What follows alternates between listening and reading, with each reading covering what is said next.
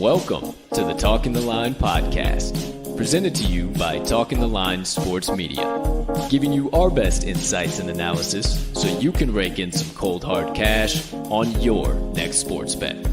Now sit on back, open up your mind, and let's cash some tickets. We can't thank you enough for joining us. We hope you enjoy.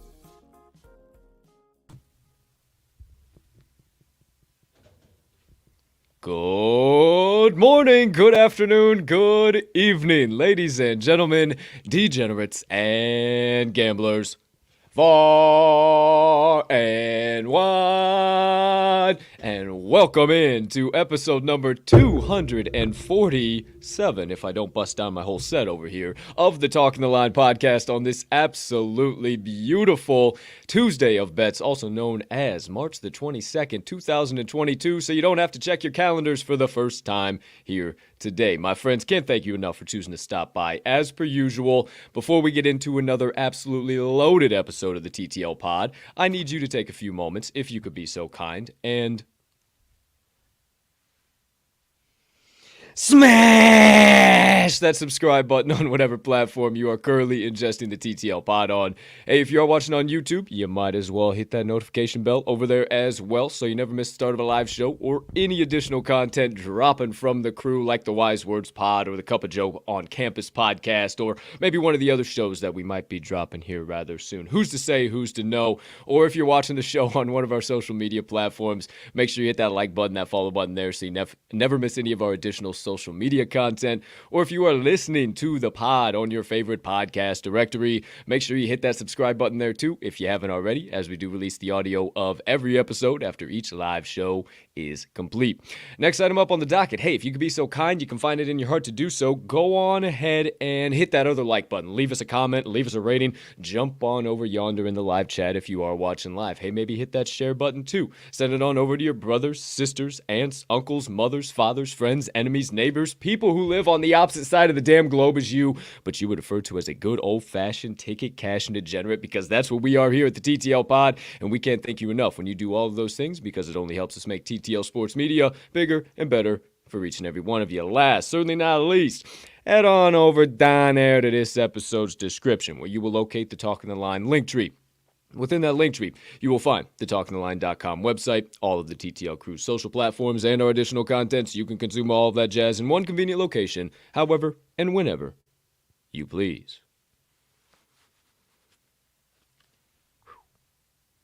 Ladies and gentlemen and beautiful gambling people, joining us for episode number 247 of the TTL Pod, I am your humbled, honored, hyped, and always handicapping host, Colt and Colt Soroka, and I can't thank you enough for choosing to stop by, hang out with me and my partner, get some picks, get some insights, get some analysis, laughs, motivation, and most importantly, dive into more rabbit holes than we will all be able to keep track of together.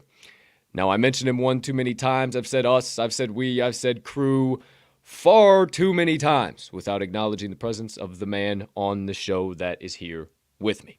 Sorry if that sounded a little backwards. Sounded backwards to me. I have no idea. Either way, I am but half a man without him here on the show with me. So, ladies and gentlemen, please get on your feet. Put your hands together and help me welcome in the man, the myth, the degenerate gambling legend, and you better not ever forget the gentleman known around these parts as the TTL Crew's resident Southsider and cheesehead faithful himself, Mr. Riley RMags Magnuson. Partner! How you doing over there today, pal? I am doing absolutely solid, my man. I was a little too far off the camera there. I didn't realize it. But look at us, dude. We're kind of matching over here with the old gray sweatshirts boys. and gray hoodies, dude. The Groutfit boys, huh? I love it, dude. Looking fresh, looking cozy, dude. I absolutely love it. But hey, I gotta shout out my boy Jeff Dawson. Of course, that's what I'm rocking today. Little MMK for your dome piece. What you know about that action? I love it. I don't have it on today. I'll have it on this week for sure. I just got my Sox hoodie rocking today, 100%. Dude. Getting closer and closer to the opening day. Caught. I wasn't intentionally watching it, but had the old had to have a little spring training action in the background while I was working before the old. Dude, it was so nice just to have get the camera shot of the dude in the outfield patio or not patio, the lawn in the outfield, just like half drunk, setting down his beer, and it's like, oh man, that looks so loving nice. Life. But aside from that, dude, back from the UC last night.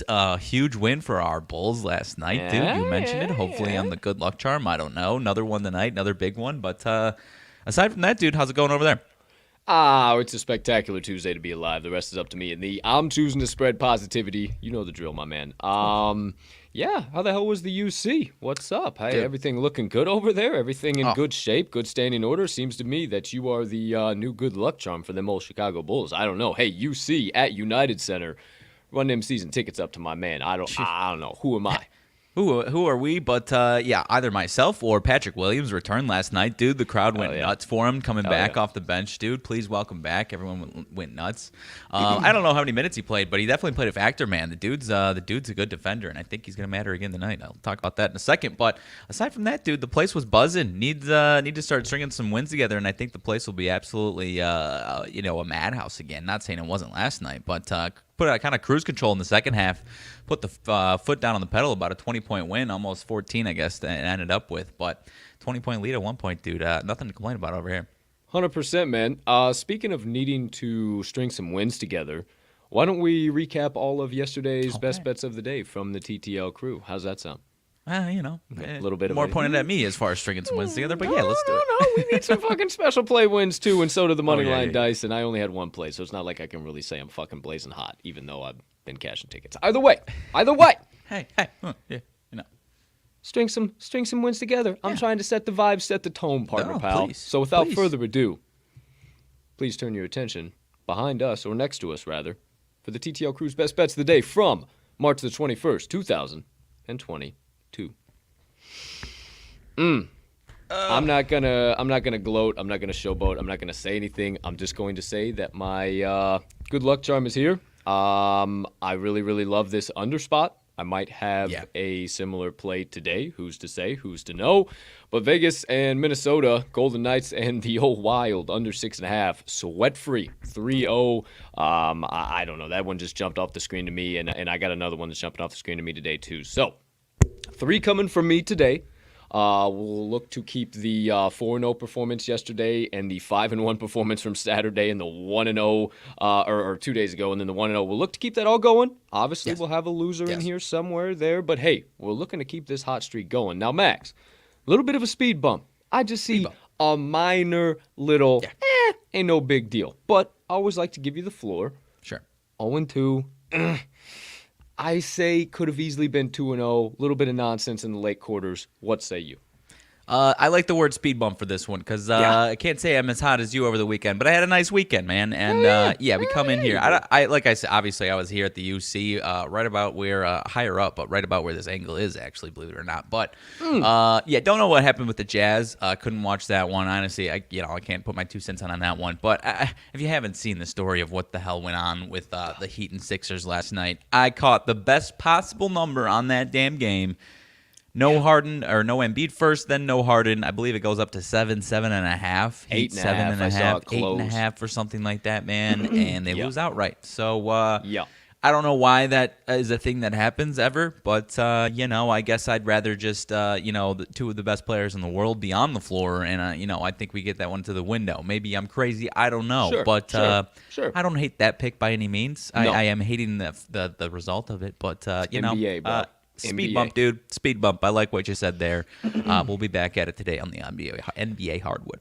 Mind of a goldfish, dude. I said it on yesterday's show. I don't know shit about fuck, but something about those plays just did not sit right with me early in the morning. And then you tweeted it out like halfway through the day. No Embiid, no Harden. What could possibly go wrong? I mean, you saw it before it even happened, my man. Like, the NBA is just so fucking finicky this year. Like, that is why I've just not gotten heavily involved, because that makes no fucking sense. That makes no sense whatsoever. There's no reason for that line. You literally caught 9 numbers of closing line value, my man, and you still didn't get that motherfucker to the pay window. Like, that is not your fault whatsoever. Fuck the 0-2. I am not saying that is anything you did whatsoever. The NBA is just point blank, period, finicky. Speaking of the other finicky NBA play, Moneyline Dice stay cold as ice. 0-1 to start the week. They did pick off an underdog, but dude, what? If they had taken the spread, they would have won. The Wolves lost by 2. Oh, damn Dice. Well, they start the week 0-1. They doubled down. They doubled down on the money line. It was not us, man. So 0-1 starts the week. No problem. We got another roll up on tap for him today. Don't you worry. Fucker went to -1 too, or +1, I think. Even kept moving, and they still couldn't do it. Wow. Well, there you go. There you have it, my friends. So Moneyline Dice stay ice cold. Also, Monday Madness Parlay. The special plays. 1 leg. 1 miss. That just by that damn much, Ohio just could. They kept cutting the lead to 2 to 1 to 3 to 1, and then they would all of a sudden. I look back at the game and they'd be down by double digits. They just could not get that second gear that they needed yesterday, and unfortunately they got bounced because of it. So UNCW, Drake, that over easy money. The Oilers lost 3-2 in overtime, covered the +1. Bulls obviously won. I mean, it was right there, boys and girls. It was right there. And if you watch my balcony bets, I apologize because I did just only give out Ohio, the Oilers, and the Bulls, and that didn't hit either. So, sorry, my apologies. Not the greatest day if you played us all the way together. If you played one of us or the other of us, it was either really good or really, really bad. Either fucking way. We got a big rebound day coming, nonetheless. So, my friends, without further ado, let's get that on out of here. And as always, we tell you we got minds of goldfish, so it is time to get into the first half of today's show. And hey, maybe after today's show, you guys are going to see some new updates, some new video content, if you will, some new digestible stuff, some stuff that we've been hearing for a while, right? And had a conversation last night and heard from somebody else, and I said, well, son of a bitch, if this slaps me in the face one more time and I don't listen to it, I'm just a dumbass, right? So I'm going to listen to it. I'm not going to tell you exactly what it is. We're going to see how it shakes out because, once again, it's only me and Mags. We row the boat gently down the stream together here, so we're going to see how it shakes out. But we got some pretty cool stuff coming here at the end of the show. Maybe, well, obviously you know now, but in relation to new video content. Not a new show, not a new series, no new nothing, just maybe some new video content. So just keep your eyes peeled post-show. But for now, First half of today's show, we got the usual nonsense going on. RMags best bets of the day. He's got 2 coming at you. They are both from the NBA hardwood. Yes, sir. I got 3 coming at you. 2 from the college basketball hardwood. 1 NIT, 1 CBI, and then we're lacing up the skates again. We're going back to the NHL hardwood, the NHL ice. I'm just always on the damn hardwood. The NHL Ice got the old good luck charm in hand, so we'll be looking to cash another total. I will give that away, but I'm not going to give away the matchup. Then we'll dive into Twofer Tuesday Parlay. We got NBA leg, college basketball leg on that bad boy. 1 favorite, 1 dog, paying out over 2-to-1 odds. And then we'll recap all that for you guys, as per usual. Moneyline Dice roll of the day. It is an NHL game today. Matchup, Vegas Golden Knights and the Winnipeg Jets. So keep your eyes peeled and your ears open for the 4th segment of the day. We'll get into that. That'll get the proverbial podcast train all the way off the rails, and we will dive into the second half of the show. Who knows what RMags has got on tap for his sidebar today. That'll obviously open up more rabbit holes than we know what to do with. Dive into plenty of banter. Obviously, we'll see what's going on in the world of breaking news with sports and sports gambling. We are a sports gambling podcast at the end of the day, but we are real humming beans, so we like to talk about all types of shit. And then TTL announcements, a couple of key things. Motivation minutes. I'm actually revisiting something I've talked about a couple of times, but haven't talked about in a while, and I think we got quite a few new followers since the last time I talked about it, Mags. Sweet. So love it. We'll talk about that. And outside of that, seems like an episode of the TTL pod. We'll wrap it up. We'll get on up. We'll get on out. Anything else, my friend, that I forgot or is happening in the world of sports gambling, and beyond that I did not mention here this morning? I don't think so, man. A lot of, not that we need to dive into, a lot of college basketball head coaches moves, a lot of mid-major teams that you and I talk about, mostly you obviously talk about on a regular basis, moving on to new teams. So definitely got to keep the people updated on that eventually. And then, because then, some of these college teams, when they lose their head coach, they just fade into obscurity. And then everyone's wondering what the hell happened to this program. Well, actually, this dude moved on to, South Carolina over here or whatever. So, right. So that's going on. But, I've got some nonsense on the second half, dude. I can't wait to drop down. So we'll get there when we get there, I guess.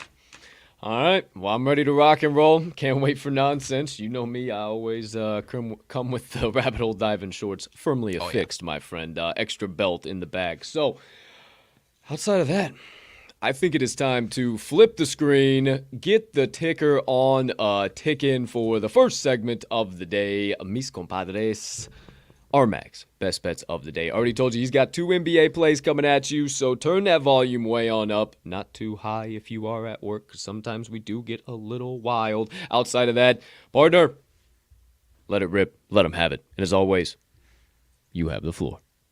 All right, my man, as you so kindly mentioned, I've got 2 out of the NBA again, getting my lick back.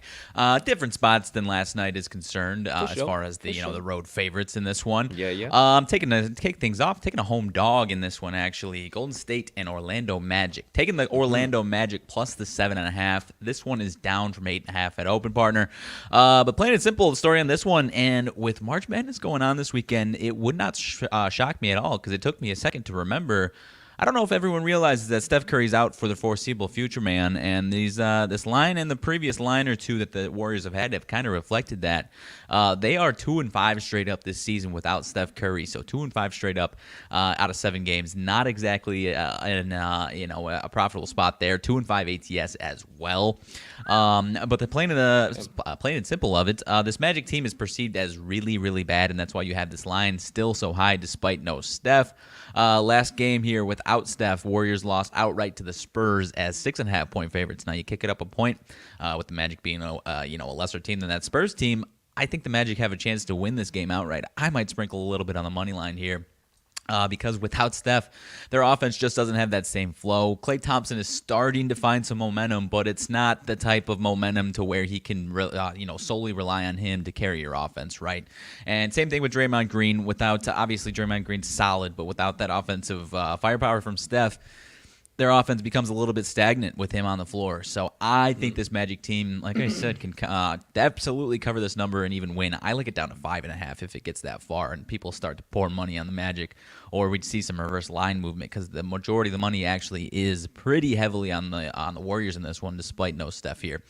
Few trends, and then I'll move on to the next one. Orlando 4-1 last 5 as a dog, 8-3 last 11 on 1 day rest, 5-2 last 7 versus a team with a winning record. Which when you've got these bad teams, or at least teams with these bad records, you got to see what their numbers are against these good teams, or at least perceived good teams. So I think we've got a good spot there. Golden State, on the other hand, in the flip side, these good teams against really bad teams, you got to check out some of these trends. 3-8 out of the last 11 following a straight-up loss, so in a bounce-back spot, have not been fantastic. 2-6-2 last 10 as a favorite, so overvalued the last 10 games. 2-6-1 last 9 versus a team with a losing straight-up record, so that's a big one for me. 2-6-1 last 9 versus a team with a losing record. And 3-10-1 last 14 as a as a road favorite, excuse me. So especially on the road here in their favor, that's a big overvalued spot, my man. So plain and simple, without Steph Curry, I think the Magic hang with them. And like I said, potentially win this game. So give me the Magic plus 7.5 to kick things off, my friend. Number 1, I don't know shit about fuck when it comes to the NBA. Number 2, I actually really like this number, and I like where your head's at, 150% with this one. I got no qualms, no quarries whatsoever, dude. You know me when it comes to laying heavy chalk, and also when it comes to backing dogs in this spot. If I may make a humble observation, it seems like sometimes when you've gotten into trouble in the old NBA, it has not been in the underdog spot. It's been more in the lay in the wood spot. So I really like where you're at here. And then number 3 or number 2 or number 4, wherever the fuck I'm at this point in time, say it with us, kids. Severe monetary liability. You're damn right. We got 47% of bets, 82% actual money coming in on the Golden State Warriors minus 7.5. Has dropped down from 8.5 at open. And then 97% of money coming in on that money line. Partner, I'm in the boat. I'm with you, dude. And I think Orlando could potentially pull off the upset with no Steph here tonight. So RMags first best bet of the day. Give it all to me. We got the Orlando Magic plus 7.5. Partner, unless you got anything else for number 1, how about number 2? All right, number 2, sticking to coming on over to our neck of the woods, partner. This one is in Milwaukee. Excuse me, and I'm not taking the spread on this one, so not homering out on this one for sure. But I'm going to the Bulls and Bucks game, and I'm actually taking the under in this one. 234.5 is what I caught it. The line has been moving up, partner, but I think it's a hot load of bullshit if you ask me.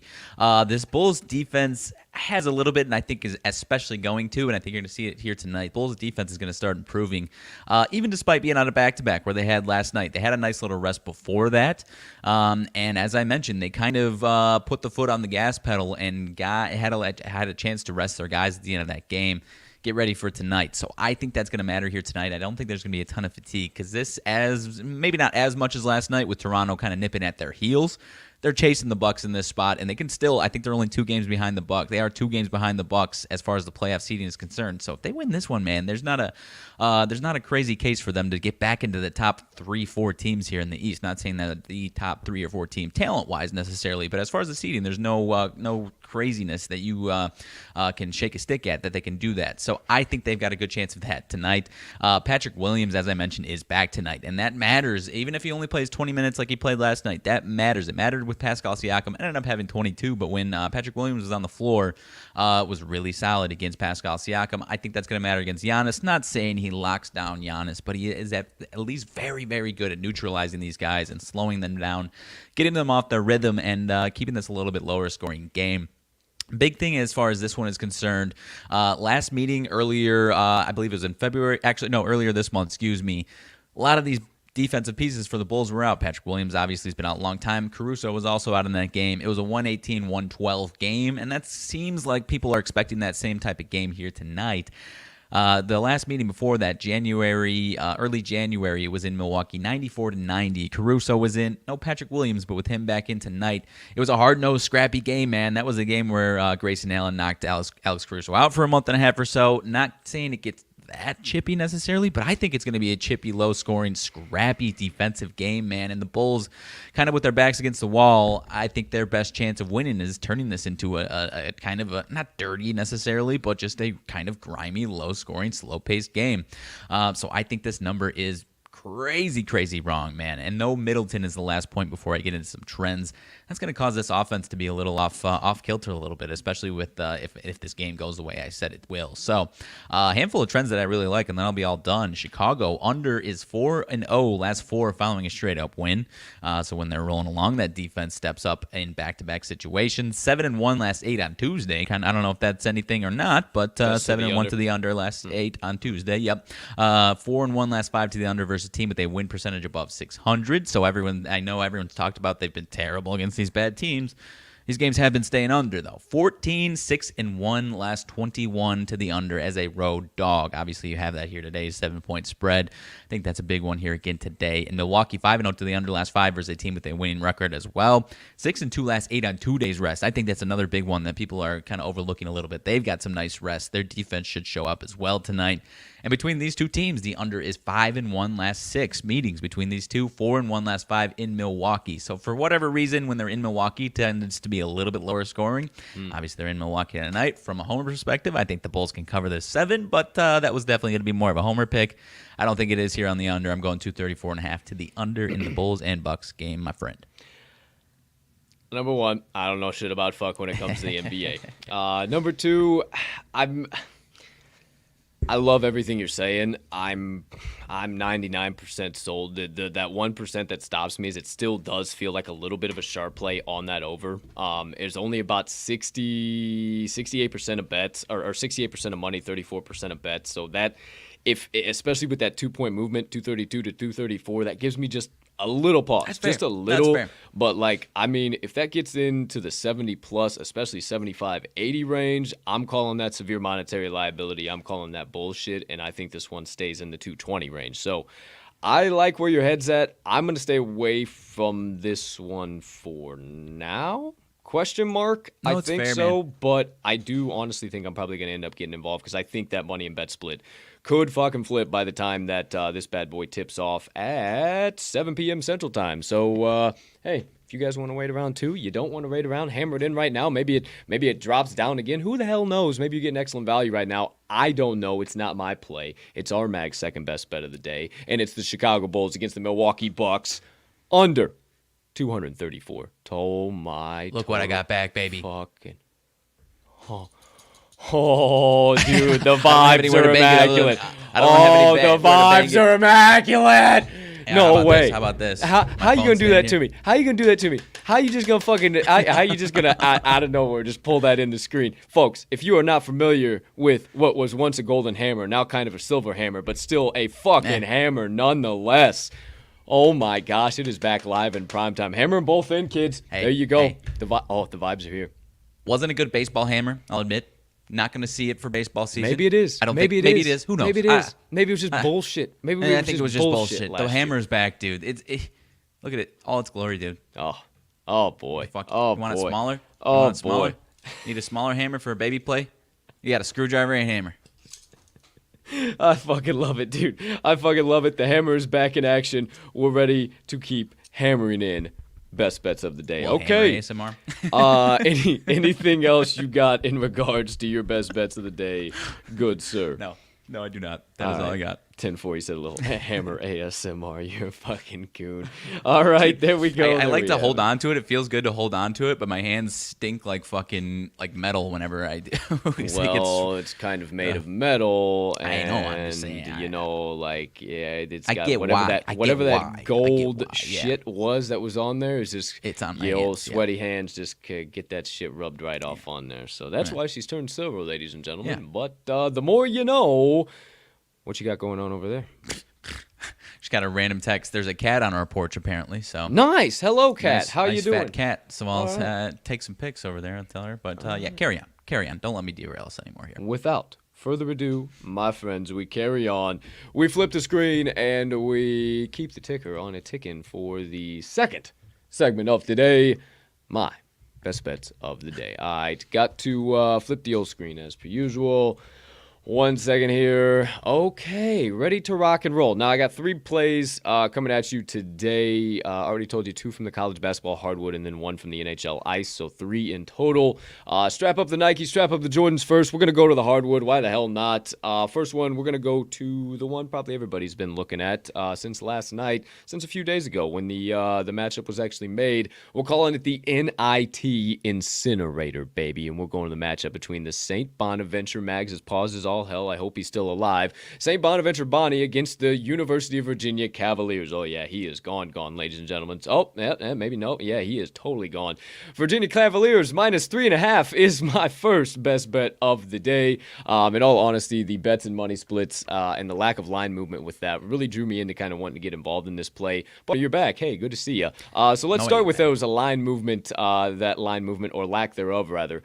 St. Bonaventure as the underdog +3.5 is getting 20% of bets and 97% of money. Please say it with us again, kids. Severe monetary liability, if you ask me. Not a sharp side. That is coming in on the spread, and this line is going nowhere. As a matter of fact, it's gone up to 4 on PointsBet IL, which is, just the sharpest book on the market. And, they're going to make it easier for the old Bonaventure Bonnies to cover when they got all their money coming in on them.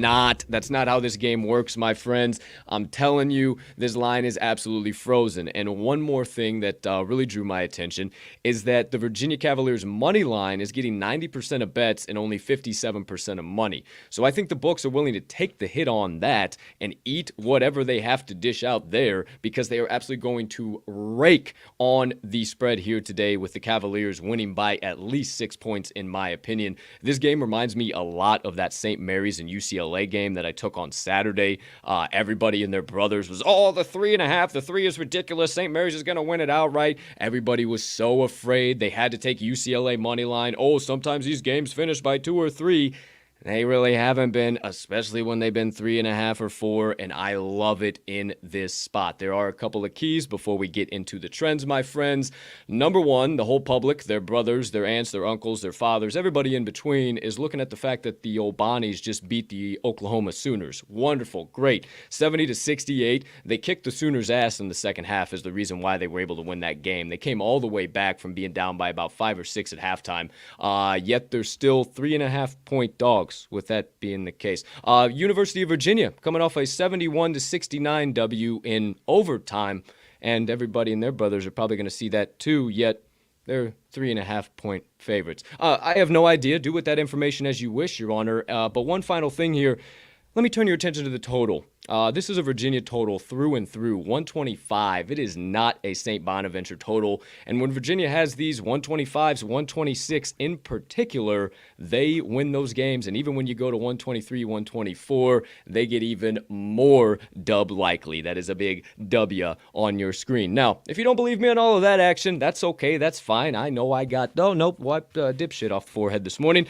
Believe the damn trend. St. Bonaventure 1-4, ATS their last 5. Here you go, partner, versus an ACC opponent. St. Bonaventure also 3-8, ATS their last 11 road games versus a team with a winning straight-up home record. That's right, this one is played in Virginia, where they own the 123rd ranked home court advantage per KenPom. How about them apples? Where it'll probably be even better because it's the damn NIT tournament, for shit's sakes. The Cavaliers 5-1-1 ATS last 7 games at home, 6-2-1 ATS their last 9 as a favorite, and 9-3 against the number of their last 12 home games versus a team with a winning straight-up road record. Give me all of the Cavaliers -3.5. They might win this damn thing by double digits, baby. I love it, dude. And if you didn't see me down, and you kind of, I think you saw me, 123.5, 124. Oh, dude. Ooh, which I am not seeing the money on that one, but either way, dude, I like this one a lot. I mean, you know me, I had Virginia a handful of times. The spots in which they didn't really take care of business, they were kind of hit or miss against a lot of the tournament teams that are, we've seen in the field over the last weekend here. But then these, teams that aren't that type of high-level opponent, they've really taken care of business against the teams that they need to, man. So I think you got the right side here. Hell yeah, dude. If you know me, I'm not a fan of laying chalk whatsoever. And if I got the Yones to lay a -1.5, I'm rather confident, my friends. Speaking of laying chalk, I'm not doing it in my next game, my friends. I ain't doing it. No chance, no way, no how. I ain't doing it. We're calling this one the CBI Bankrupter. That's right. The CBI bankrupter. Shout out the Cape Cod connection. We got to have another opportunity to get some supper, talk about the midday market pizza report, and beer right? money. Little pizza and beer over there. Hey, shout out Jeff Dawson. We appreciate the hell out of you. This man on my shirt, the legendary, let me get the legendary Jeff Dawson, taking up some of my pick time, but that's all right because we love the man. Second, best bet of the day. No-co Bears plus 2.5 up against the UNCW Seahawks. If you know me, I've been backing the Seahawks left, right, and center. And if you also know me, I love my no-co Bears, but the no-co Bears have had a shit-ass season. Oh, my goodness. My partner can't even disagree with that. He knows it's the truth. But I do believe compared to last year. Compared to last year, oh boy, yeah. But I do believe they are a touch undervalued here today, and I'll tell you why. But first thing I want to touch on is the line movement. Once again, a lot of these games here late on in the season, bet splits, money splits, monetary liability, line movement, or lack thereof mean a lot this time of the year, my friends. And I'm sorry to tell you, but once again, if you don't believe me, please just believe somebody smarter than me. We don't play teams and storylines. We play numbers, my friends, and that's what this is all about. Number one, the line movement. This line opened up at UNCW as a 3.5-point favorite. There's only about 163 total bets coming in on this game. Very, very, very, very under the radar game. CBI game, nobody gives a shit. I'm sure it's gone up a little bit by now, but there's no money splits, there's no bet splits, and this line has dropped down to 2.5. Quick, fast, and in a hurry, and it has not rebounded to 3.5, and I don't think it will. I think it might go down to 1.5, and I think it even has a chance of no-co flipping, and you might even believe me by the time I get through some of the keys. Number one is the tempo here. I believe that the Bears are going to boat race the Seahawks. Why do I believe that? Because no-co is 52nd in adjusted tempo per KenPom, and UNCW is 255th. You don't believe that? Let me tell you why it's not good for the Seahawks. Because the Seahawks are coming off of a 76-75 W against Drake as 7.5 dogs. Now you might say, well, they won by a point. They scrapped it out. No, they trailed by 17 at halftime. They had to give every possible thing they had in order to win that damn game. And much like I was telling you with Illinois and playing Chattanooga, they were going to come in to play Houston and get their fucking teeth kicked in. And look what happened. I think this is the same exact case here with UNCW. They've given a lot, and they've been, I don't want to say they've been lucky, but they have given every ounce of everything they have in getting into the position where they're at. I'm not saying this is a bad season for the Seahawks at all. The fucking Seahawks were bottom of the CAA or whatever. Yeah. I think they're in the CAA. I don't know. I think so. Either way, I'm pretty sure they're in the Colonial. Either way, they're a contending team because now because of the transfer portal. So I absolutely love it, but they've just simply given way too much here today. Now, speaking of previous matchups, let me tell you about no-cos. They're coming off of an 87-84 win against UNC Asheville. That Asheville team is dangerous. That game was in UNC Asheville. I talked about it all year long. Hey. Mid-major king over here, pal. I talked about it all year long. The Bulldogs are dangerous as fuck at home. They proved it. No-co squeaked it out, and I think they are in perfect spot, even though they had that lackluster season, to finally, they're woken up. They look good. I watched them play against Asheville. They're very, very fucking solid, and I think their offense is really, really what shows out here today. I think you're going to see that severe difference because that's why UNCW was down in the first half of last night's game anyway, because their offense was really, really, really, really, really struggling, and or yesterday afternoons rather, and I just don't think that's something we're going to see from no-co. But you don't believe me on all of that, my friends? Believe the trends. No-co, 5-2, straight up and against the number in their last 7 games overall. 4-1 ATS, their last 5 following a straight-up win. 4-1 ATS, their last 5 as a dog. 5-2 ATS, their last 7 as a neutral site underdog. UNCW is 0-4 ATS, their last 4 Super Tuesday games. And 1-4 straight up, their last 5 Super Tuesday games. Give me all the no-co Bears plus 2.5, my second best bet of the day. I'm not going to complain about this one at all, dude. I mean, I haven't had a chance to back the old Bears in a minute, dude. Might be either last chance or second to last chance if they win this, because I think it's a semifinal of the CBI, if I'm not mistaken. But I love it, dude. I really do. And I believe we're getting some stiff, severe monetary liability over on the other side as we're talking now. Still don't see the bet percentage, but 87% of money on the UNCW Seahawks, my friend. Yet that old line has dropped down. What do you know about that? I don't know. I rest my case, Your Honor, and we move on to the third and final best bet coming from ya boy today. I take off the mid-major king crown, and I lace up the skates. I grab the puck in hand firm, and I say, let's go to the matchup between the doggone Tampa Bay Lightning and the Carolina Hurricanes, and we call this one the NHL Liquidator. We're liquidating every damn book on the marketplace with this play, my friends. We're going to the under 6 total goals in this matchup. That's right, and I'm comfortable with it at 5.5 too, but I did a little line shopping, caught it with the juice. If you can find it at 5.5 without the juice, please hammer it in right there. This is just where I found it. Now, I saw a matchup on the NHL slate. Obviously, I'm NHL capper now, you know, I got to check the NHL slate. No, I'm just fucking with you. No, by any means am I whatsoever.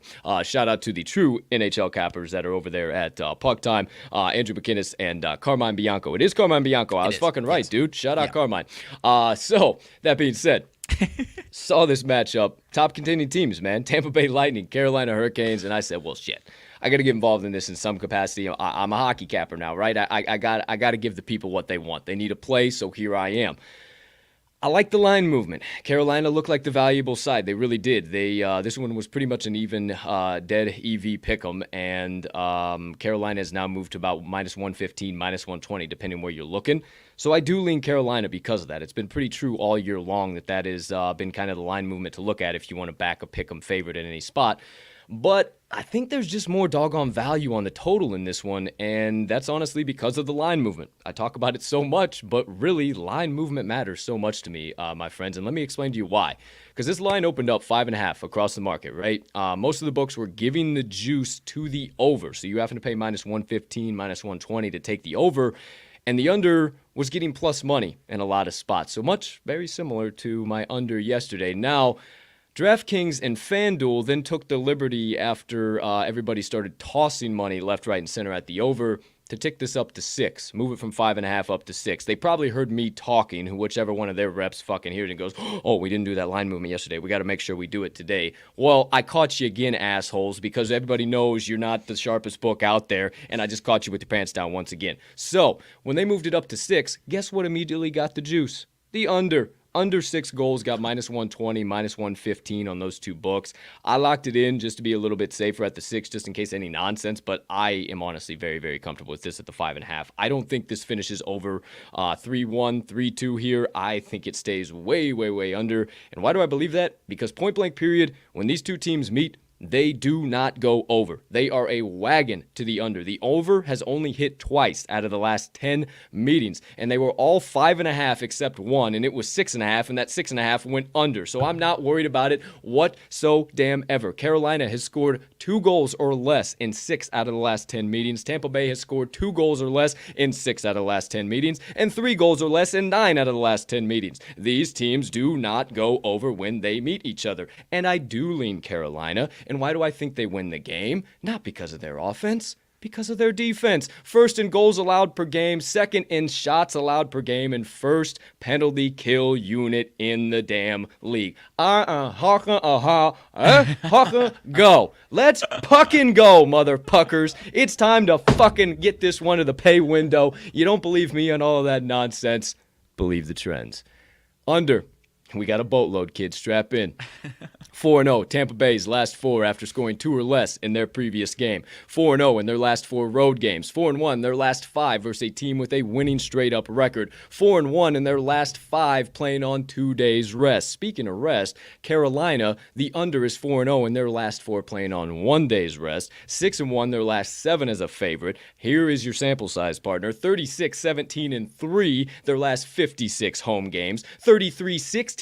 How's this for back-to-back? Their last 52 as a home favorite. How about this for our spot? The under is 7-2 in their last 9, 4th game in a 4 out of 6 situation. How about them apples? And the under's 18-7-1. Last 26 meetings between these two, 6-1-1. Last 8 in Carolina. Give me all of the under. 5.5 or 6. Tampa Bay Lightning, Carolina Hurricanes.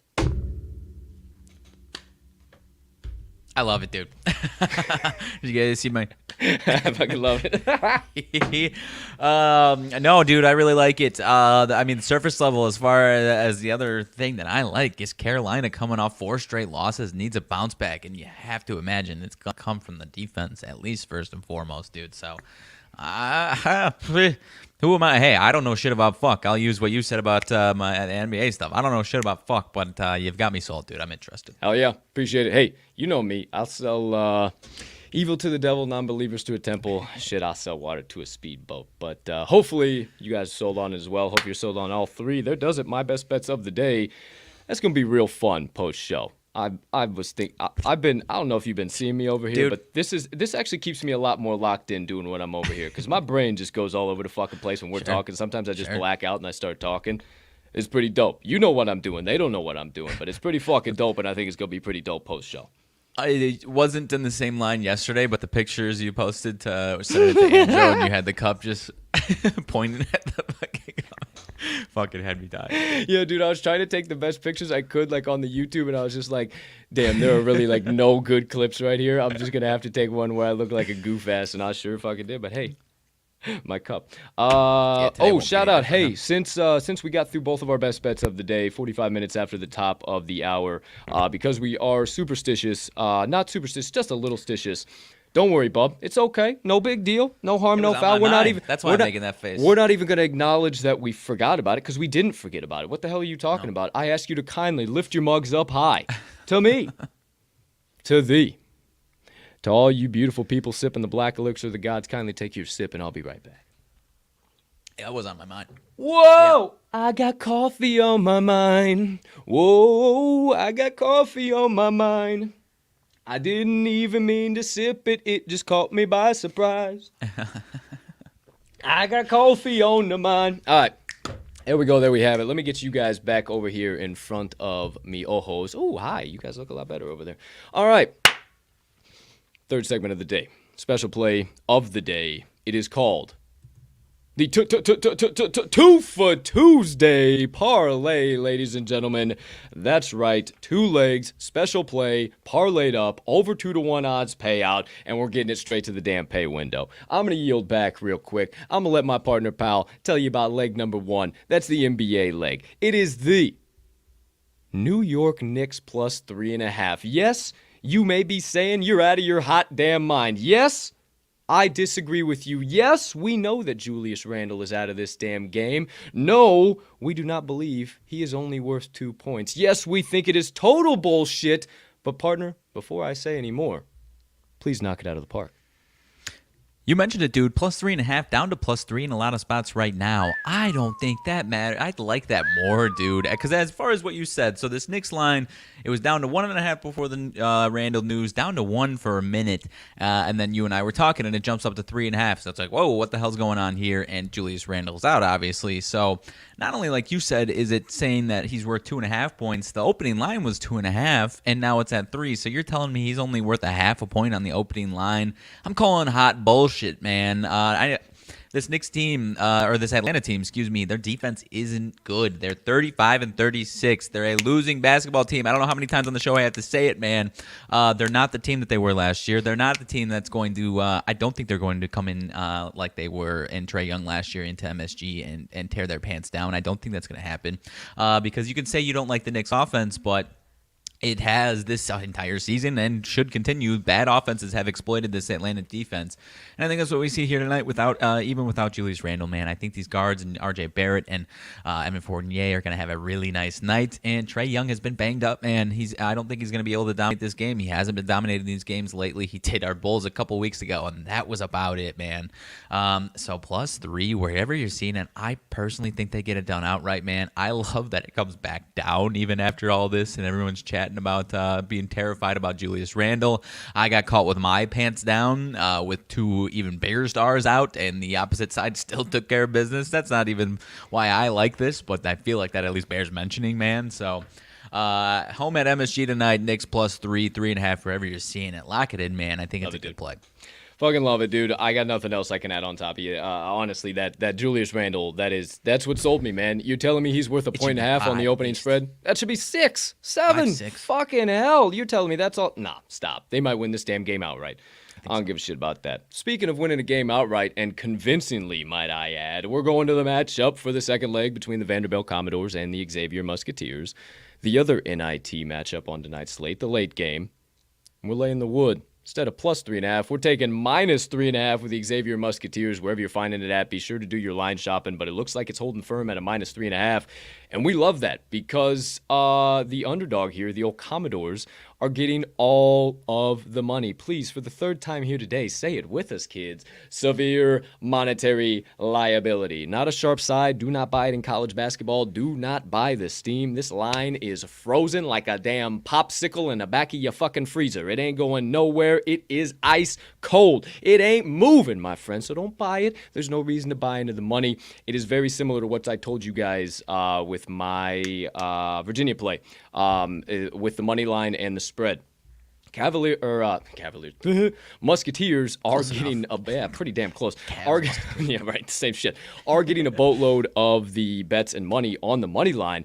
But again, much like I viewed that UCLA St. Mary's game, the books are willing to take the hit on that with how much they're going to rake in on the spread. Everybody is bought in to throwing their money on the spread side, on the doggone it. Why am I the Commodores? The Commodores. There we go. Similar. The Vanderbilt side. I only had sometimes I just look over and I look at the matchup and it just helps me keep flowing. I didn't have the fucking Commodores written down. I only got Xavier, but Xavier minus 3.5 is our second leg on the Twofer Tuesday Parlay. So one more time, New York Knicks plus 3.5 and the Xavier Musketeers minus 3.5. Partner pal, anything else you got in regards of the two legs on the Twofer Tuesday Parlay of the day?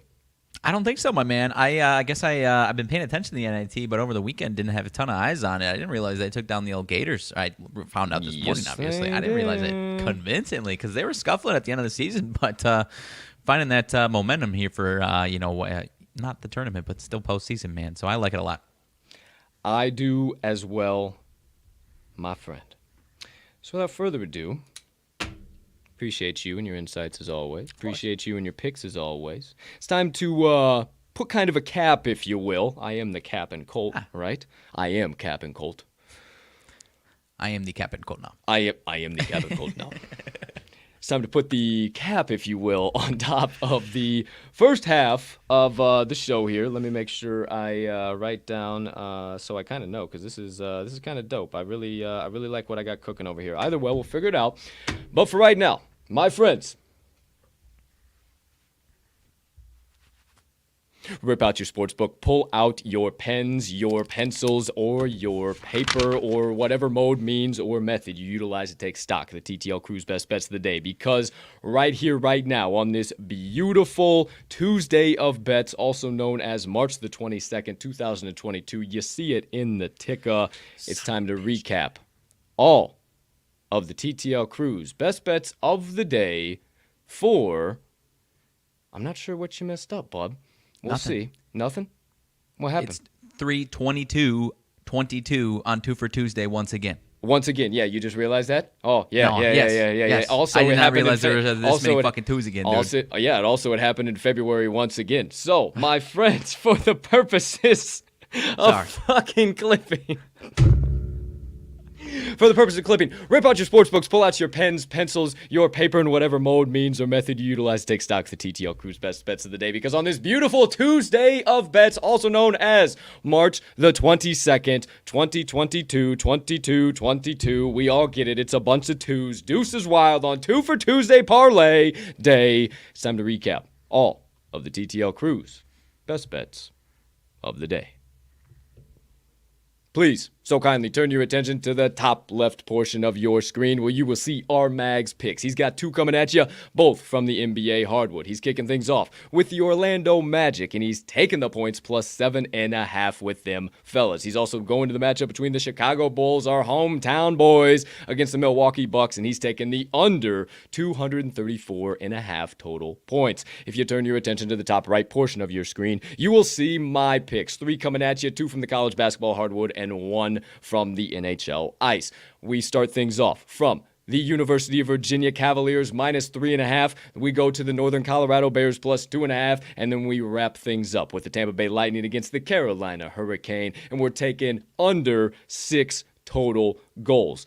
Right above us, you see the 3-22-22 Twofer Tuesday Parlay. The two legs on that bad boy are as follows. The New York Knicks plus 3.5. Go New York, go New York, go! And the Xavier Musketeers minus 3.5. Go Xavier, go Xavier, go Xavier, go! For an over 2-to-1 odds payout, baby. I see 5 straight plays that you will play for 1 unit or whatever you can afford, and 1 special play that you will play for 1 half unit or whatever you can afford. Please be who you can afford to be, but help us bankrupt every sports book on the market by locking them in and hammer them home, sprinkle a little bit of dough down on them, whatever you need to say. Just make sure you get today's TTL Crew best bets of the day that are clearly primed for ticket cashing in, whatever the current best line is on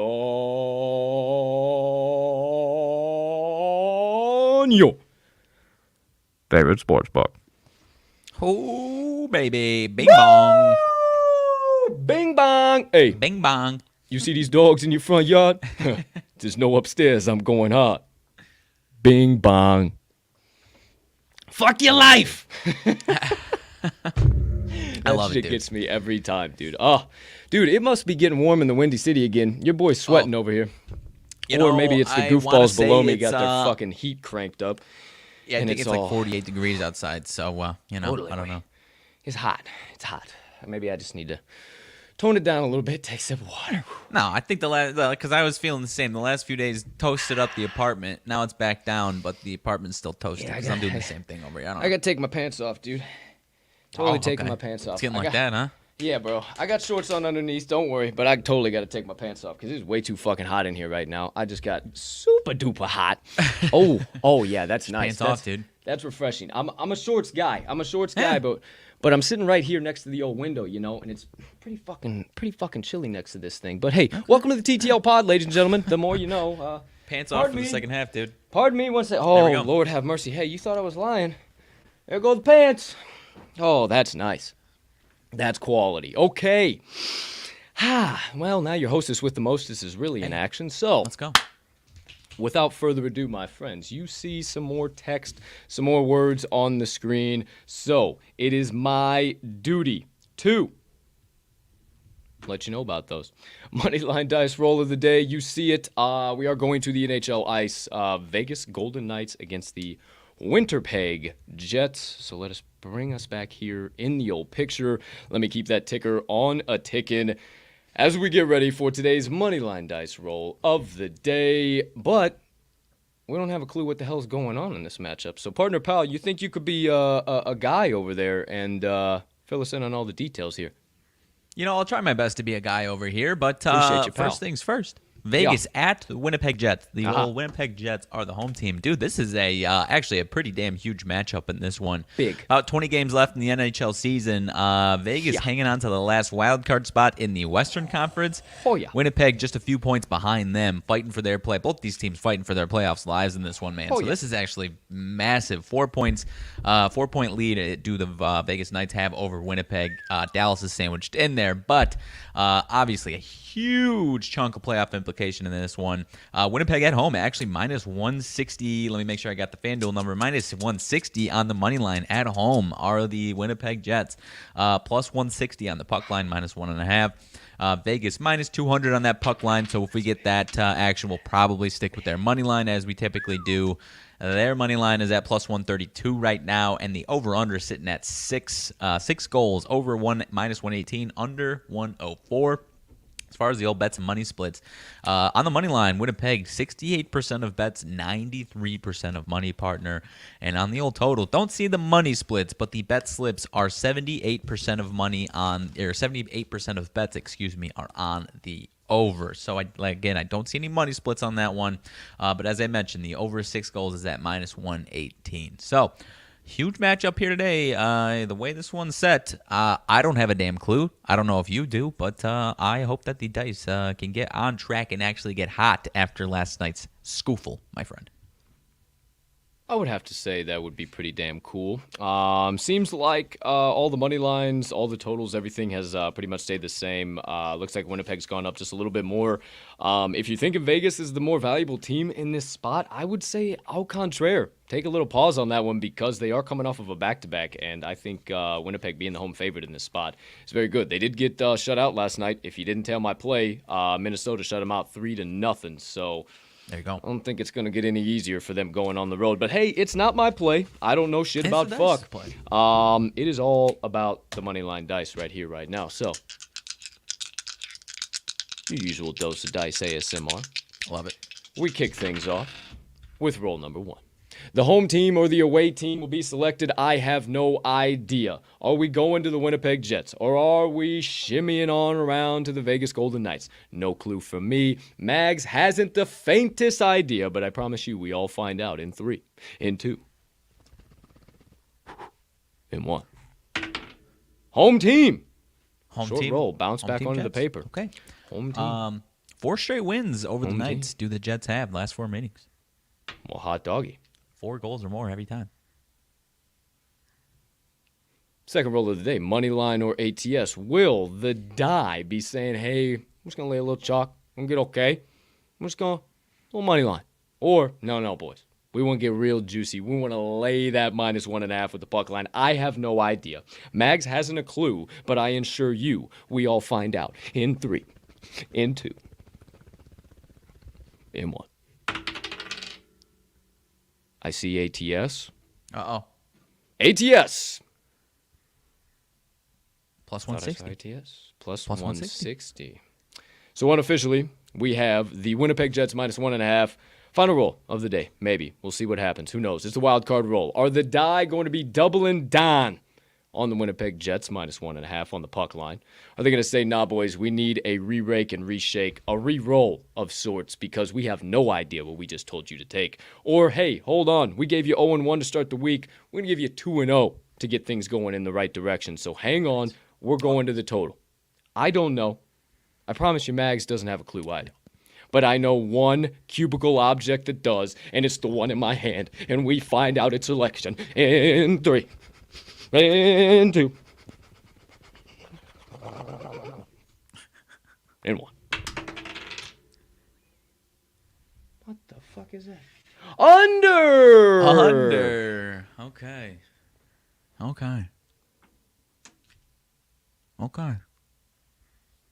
Unofficially, or officially actually, Winnipeg Jets -1.5 in the under. Huh? Okay, Dice. Yo, for real? But that didn't make any sense. How can I tell them that? They don't. But it's. You want me to really. Okay.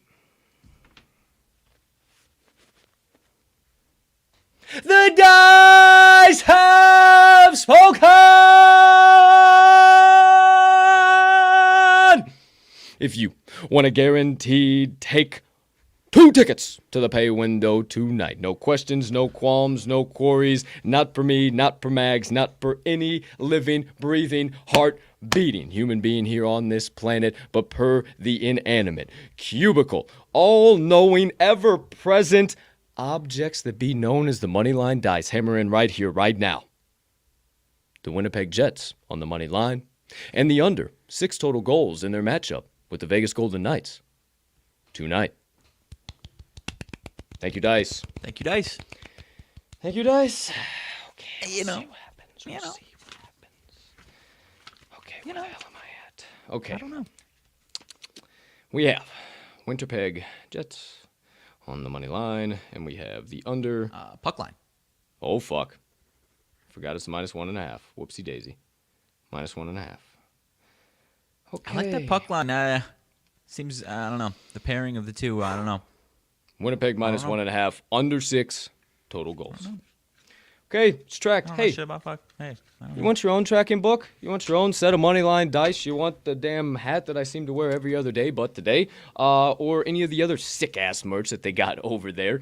make sure you head on over to MoneylineDice.com. You see it about to go right below me. And we got an offer code for you, of course. You know your boys here at the TTL crew. Go over there, nothing off limits. Get it all in your cart. Head over to checkout. You're going to see that offer code box. Enter code TTL10. That's TTL10 for you not seeing it on the screen right now. That's TTL10 for your offer code. That is going to get you 10% off your first order on MoneylineDice.com. Again, nothing off limits. We appreciate the hell out of them. We were fucking with the Moneyline Dice well before we even had a podcast or anything like that. So this relationship runs pretty deep with the team over there. So shout out Moneyline Dice. We appreciate the hell out of you. And you guys should get on board too so you can start rolling right alongside us, the Dice, and getting tickets straight to the pay window.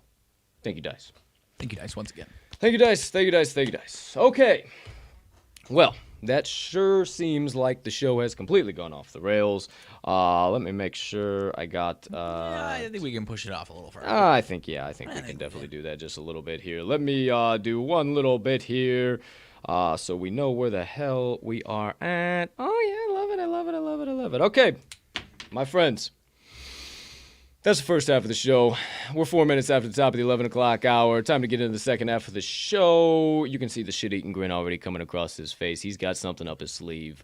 Partner, what's been burning on the brain, melting on the heart, festering on the soul that you have been dying to get out to the kind folks that joined us on episode number 247 of the Talking the Line podcast on this absolutely beautiful March the 22nd, 2022.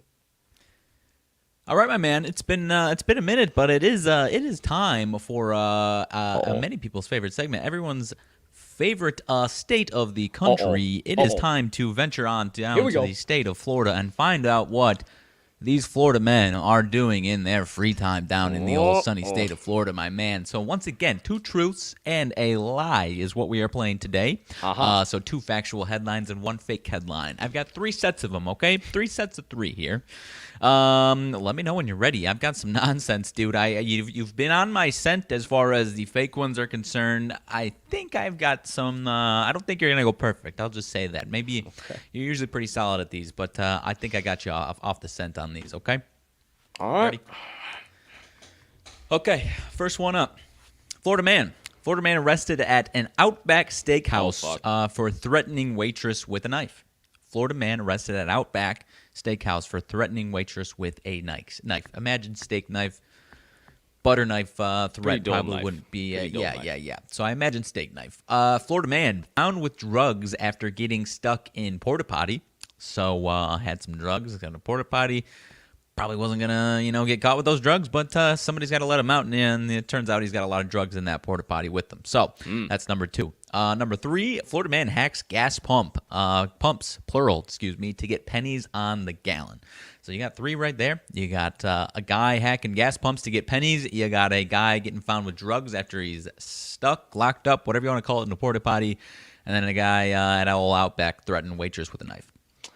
I'm saying stuck in a porta potty, found with drugs. Lock it in. That's the lie? Final answer. That's the lie.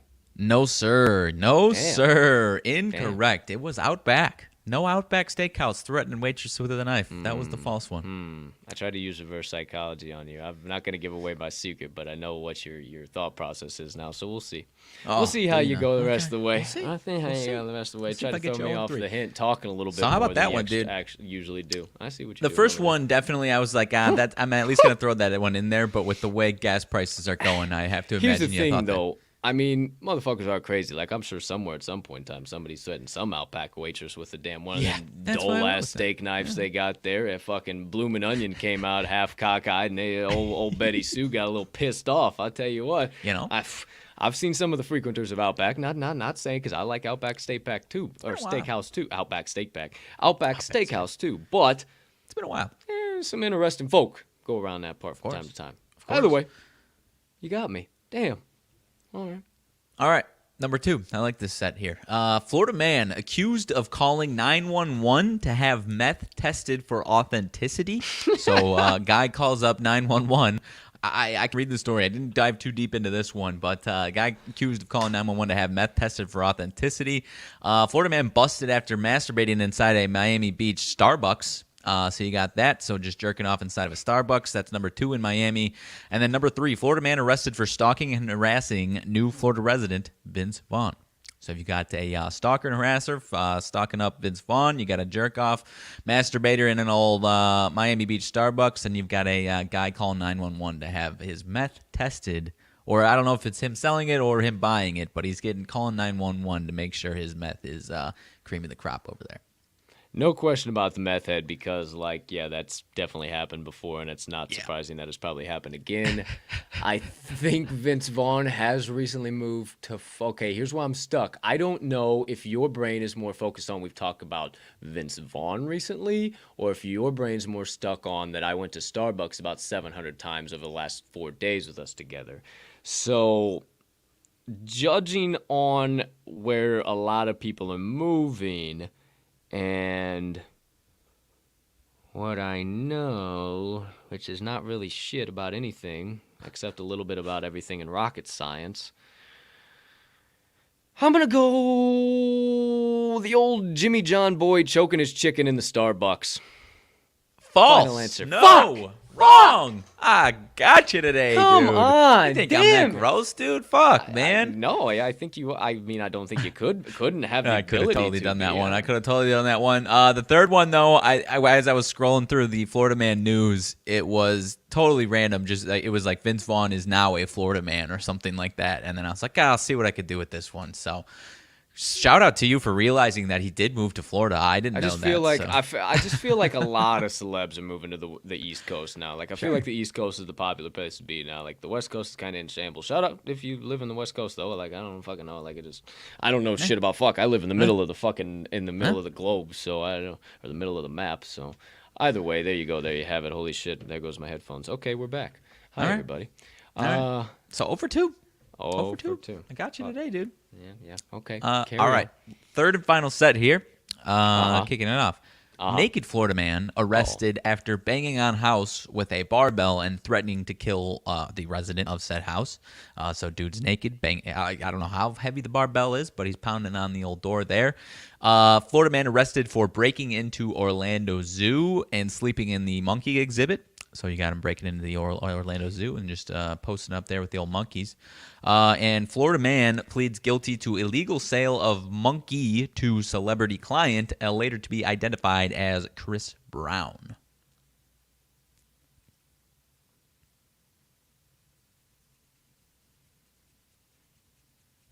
What was that first one again? So you got the naked Florida man with a barbell threatening to kill people with barbells, and he's naked. And then dude sleeping in the monkey exhibit, and then somebody selling monkeys to Chris Brown.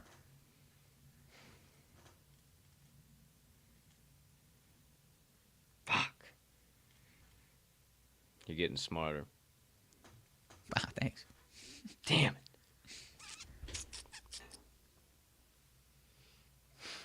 I'm going the man sleeping in the fucking monkey exhibit.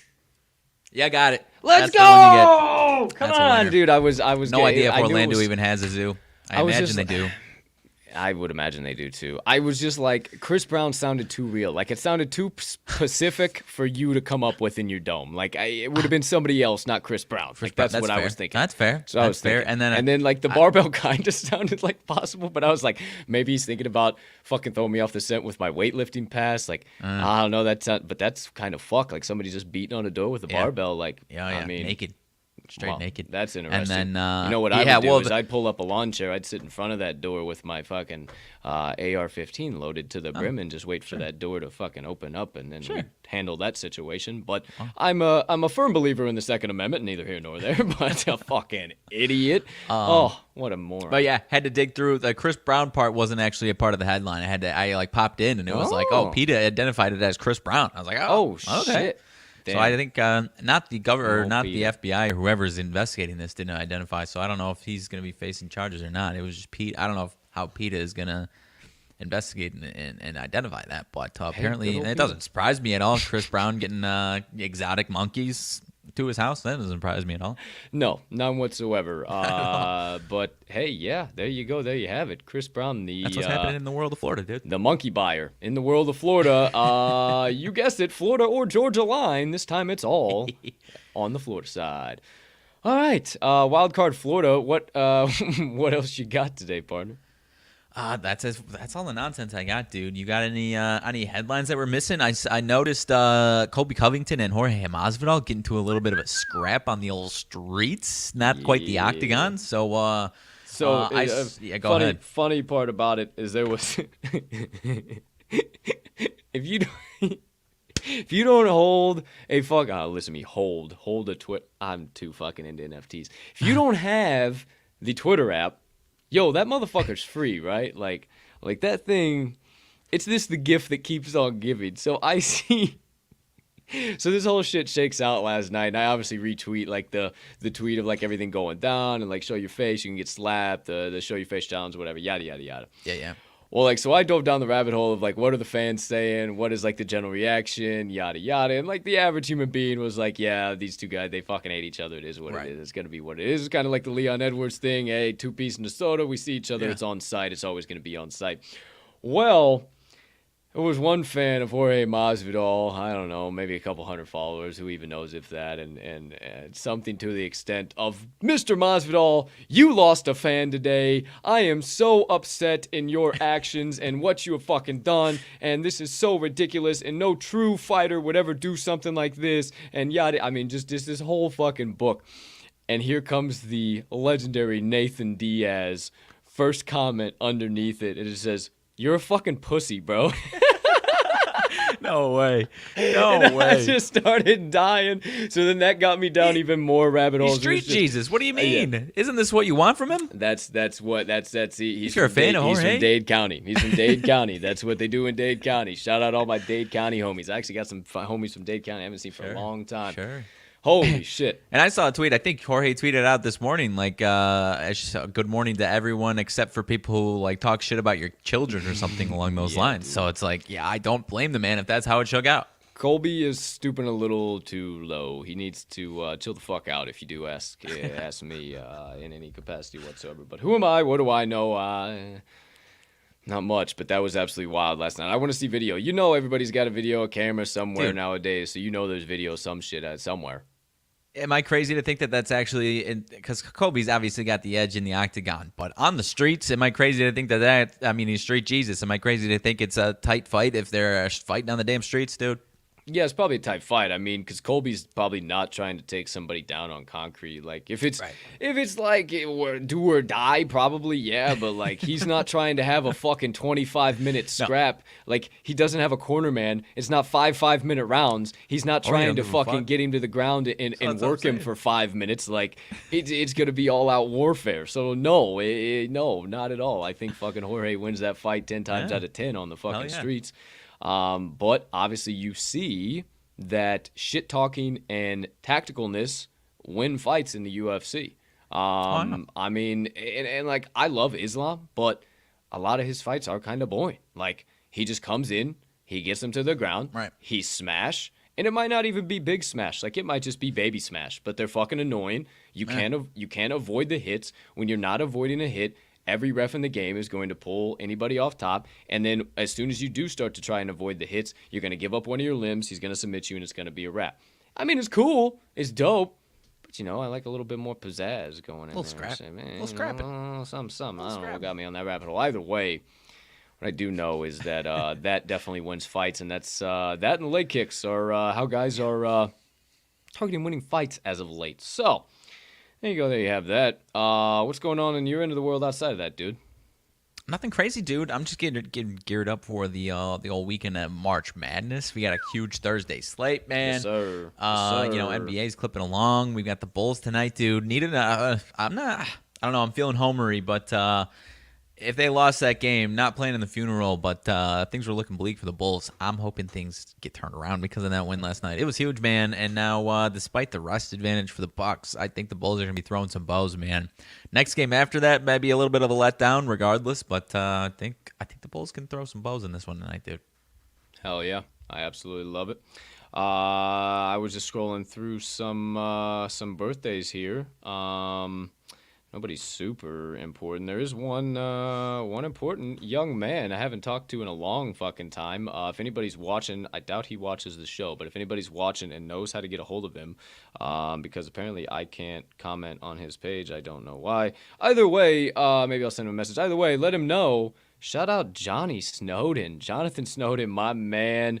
The man, I'm pretty sure this has got to be accurate. Yeah, it's got to be accurate. He's fucking 20 years old. I thought he was older than 20. Either way, shout out Johnny. Happy birthday, young man. I haven't seen you forever, and holy shit. Shout out back to the good old days at DeVore Academy, my man. Holy hell. Time flies when you're fucking having fun. Shout out. Happy birthday, Johnny. Oh, yeah. Outside of that, dude, I don't know. Let's see what else the hell is going on around here. I don't see anything all too major, to tell you the truth. I was trying to kind of fish for some late breaking news, anything in between, but really what was there? There was something else today. Oh, Lenny Fournette back to the Bucs for 3 years, 21 mil. Yes. I didn't expect it. I would have thought he was going to keep doing little one-year deal action, but he's been working out for him, so I don't blame him at all. Mm-hmm.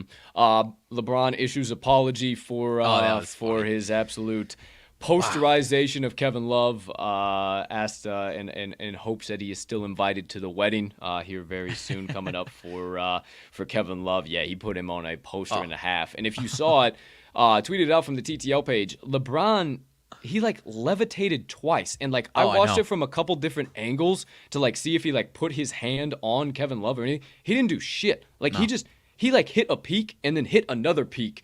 And like to do that at 37 is stupid. That's stupid. He's 37 years old, for fuck's sake. That's stupid. No. And the divorce part is I'll never be able to do that. I mean, I probably could with the right amount of gumption, know. Oh, yeah. Moxie, all that in between. Okay, yeah, I mean, it just takes work. It takes work. What are you saying? I can't elevate my vertical. I never could elevate my vertical if I worked on it for, I say, good 6 months. I could probably dunk, if that. You think you can dunk? 150%. If you fucking train it, fuck yeah, you can. I don't think you can dunk. So you're saying if you train, I'm telling you, there's dunk, never, no matter how hard I worked, I would never be able to dunk in my life. I'm telling you that right now. Bullshit. Because you can I'm train. 6 foot tall. You can My train your vertical already is vertical. terrible. You can train your fucking vertical. You can get a bigger vertical. You have to get. No, not even, bro. I can grab rim now. I could go to a court now and grab rim. Well, that's different than me. I could barely get fucking net. Well, are you fucking kidding me? I got cinder blocks for feet, bro. Well, sorry, I could go grab fucking rim right now and get stuffed with a ball. If I train it enough, I will slam jam. Thank you, ma'am. I don't know about that, man. I don't know. I think give me an 8-foot hoop. I got dunk contests for days. 8-foot hoop. Dude, no. I can't believe that shit, bro. Nothing I could do that would make me dunk ever. It does not matter. And I got an Achilles injury, bro. I don't even want to try and do that too. I don't know, bro. Like I shattered my fucking left leg to pieces, and I still fucking squat 3 bills. Like, I'm good. Whatever. I'm good. You know? I'm good. That's why they make hospitals. I don't want to tear another one, dude. No thanks. Pass. Hard pass. Good too. Hard pass. Good too. Yeah, that doesn't sound like any type of fun whatsoever. Speaking of the Lakers, though, I mean, I'm not saying they're back by any means, but LeBron's at least trying to put his team on his back harder than he obviously ever has, or maybe not ever has, but at least throughout this damn season, dude. A little bit of breaking news just now. They had already made the move, but Matt Chapman and the Blue Jays in agreement on a 2-year, $25 million contract extension. So, damn Blue Jays, dude. I'm as far as the AL is concerned, the old grand scheme of the AL race, dude. Them Blue Jays are scaring me as a I shouldn't say scaring me as a White Sox fan, but at least I'm not. I'd be pretty scared if I were you. I don't know if scared's the right word. I think if our boys are playing at the peak at the right time, then I'm not scared. But I think they're fucking good, dude. They're scary. I don't know. I heard Tim Anderson was getting released, but fuck you. That shit was scary though. And they quote tweeted. There was like, admittedly, this was poor word choosing on our part. Apologies on our end on that one. Like, what was it? Like Tim Anderson released a statement or something. I don't even know what it was. Yeah, released statement about somebody. Yeah, Tim Anderson released. But it was like Tim Anderson released, and then the next line was whatever else. And it was terrible. It was terrible. At White Sox Twitter was like, whoa, hey, what's up? Yeah, don't do that to White Sox fans because they already have a fucking conniption fit if you fucking spell one of their players' names wrong. They can't even fucking sleep for the next fucking 5 weeks. So you fucking do some shit like that. I mean, you should have seen it all. It was, oh my gosh, I almost had a stroke. Oh my gosh, I just had a heart attack. I had to go down to Rush Hospital and get a fucking stent put in. I'm good now though. I'm back home. Like, Jeepers creepers. What are you guys going to do when you miss the dude. fucking playoffs again? Like, what's going to happen? Like, are you going to be all right? Are you going to be okay, dude? When Your team fucking blows, dude. Give me a break. That's okay. At least I've gotten used to losing. At least I've gotten used to fucking be down at the bottom. And every once in a while, it's like every once in a while, it's like your spouse surprising you with breakfast in bed. You know, you typically don't see it. You typically don't expect it. But every once in a while, damn, man, is that a nice surprise? And that's the way I feel about every 100 years winning a fucking World Series. Or then maybe this year's the Bears' year. Maybe this was the stupidest decision Aaron Rodgers ever made in his life. Maybe. Who's no? That's the most beautiful part about this thing called life is you can have your opinions, I can have my opinions, and they all fucking stink, just like assholes, and everybody else got some. But at the end of the day, it's all going to shake out how it's going to shake out. And I'm thinking this year is the year that every team from Milwaukee and anybody on the South Side sucks ass. I could care less about any team it's in the city of Milwaukee. I hope. Or Green Bay, Wisconsin, and all of Wisconsin. Dude, this is the first time I haven't had a losing team since 2005. For fuck's sakes, dude. I had a rough decade of White Sox baseball, dude. So decade times 10. Buddy, old guy, pal. I'm not trying to have a pissing contest on losing. We had an 88-year drought. You had a fucking 108-year drought. Neither of us have the most star-studded history of baseball clubs over here, pal. No, we got star-studded. Star-studded history. We just have our official sponsor as Choke, the official drink of the Chicago Cubs. Yeah. Yes, that is how things work. But hey, we got a man who's not real life. Frank Schwindel back in the lineup. Sure. We got another few human beings that are not real life in that lineup that I'm looking forward to see when they all lace up the old cleats, get the spikes all digging into the dirt, rolling around the Kentucky bluegrass. I'm liking what I'm seeing. I think people are jumping the gun a little bit too much on my chubbies. I think so too. I think they'll exceed at least this early expectation because it's a low expectation so far. Fucking 72 wins. I know. I think they get to 80, man. Come on, like fuck, dude. That team's got a blow dick, and I know they did at the end of the year, but like, that's classic Cubs shit. I don't know if as far as how he fits in the lineup, I'm interested to see. But old Nicky Two Strikes from the Sox, dude, Nick Magical, dude. I'm still jealous that we don't have him, dude. The dude doesn't strike out, hits 300 at least, dude. I think you're gonna like him a lot, dude. I'm already sold. I'm a big fan, 150%, man. Yeah, he's your type of guy, dude. Yeah. I'm big fan for sure. Anybody that changes into the blue and red from the old pinstripes of black and white is okay with me. Yeah. So, no, dude, I cannot wait for baseball to roll around. I mean, I've been trying to like get watered up with some of the spring training games. Like I'll have a little bit on for a little bit, or like even when we were at the book, like trying to watch it, it was just like. There ain't no value here. You at least no, goodness no. I yesterday, like I said, I like paid 2 seconds worth of attention. It's just nice to see it on the TV, see people hear the crack of the bat, see people running around the bases. It's just gotta get your body used to the old sport once again, dude. I cannot wait. What is it? I don't know. Like April 8th, I think is something like that opening day, dude. I can't wait. Yeah, somewhere in that ballpark. I'm not sure because they obviously, with all their nonsense, they had to push it back. But April 7th. April 7th. Okay. Well, there you go. There you have it, my friends. Let's see. What do we got? Pretty much everything covered. Sports gambling wise. Hey, you guys got any last minute questions? Drop them in the chat. Chat is open, live, in prime time. Let's see here. Should I do a little Colts Crypto Corner?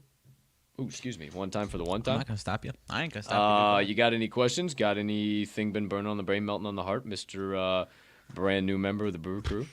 I don't know. I was about to, now that we are out of Vegas, I got the Bulls game out of the way. I was going to dive into a little bit, this afternoon as far as hopping in the old, making it an official pop into the community, if you will. Hey, how you doing?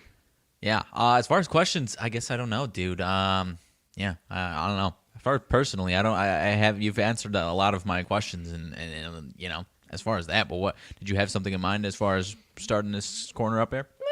I mean, nothing major. Probably hosting a space tonight. For the Brew Crew a little later on, saying what's up, what's good to everybody. 7 p.m. Central, I do believe that'll be. But be on the lookout for some updates, some shit like that. Yeah, we're just gonna kind of both be involved in the brew crew, man. I can't wait to see what that community does, where it goes. Everything Duncan's doing, everything the project's doing is just absolutely electric. So I can't wait to be at the forefront of Web3 with you, and obviously working full time on Web2. It's only natural to be in that space way before everybody else. And I just see everybody in our space slacking, and lagging behind. Really, in all honesty. I mean, and like, I'm gonna toot my own horn. I'm a part of some really fucking cool projects and some really awesome communities. Like, Yeah, it's not your own horn, dude. no, it's tooting all of that whole fucking community. Yeah. Like, they are the shit.